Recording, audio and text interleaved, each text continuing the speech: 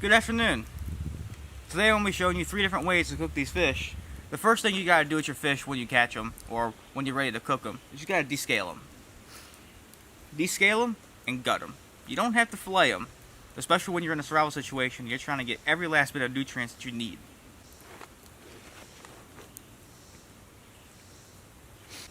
So the first method to cook a fish is arguably the simplest, the easiest, and the way that most of us have done it most of our lives. Over a fire anyway. Let's take a long sharp stick about 3 feet long, peel the bark off, and we're going to take it and skewer it through the fish's mouth all the way out the end, its tail. And now we'll just stick this right on by the fire. That'll get hot here in a minute. Now while that's cooking, we can throw on our fish head stew, or fish head soup rather. It's actually extremely nutritious, and one of the very core aspects of survival is utilizing every single thing that you possibly can to keep yourself alive. You can tell the meat's done when you see the skin starting to peel back and peel off, and the meat becomes really flaky. Same way you can tell with normal fish.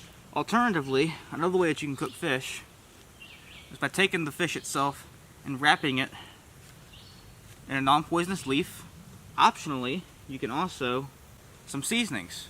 You can season any of these, but this has the added benefit of cooking it in its own juices. So if you have some wild onion or some other seasoning that you really like, this would do really well. And then we place it in the coals. We'll leave it there for about 5-ish, 10-ish minutes, depending on the size of the fish. Flip it, and then take it off, and bon appetit.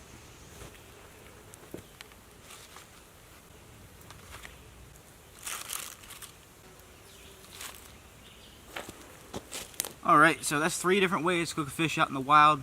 You can add whatever kind of seasonings, twists, whatever you want to it. Cook it done.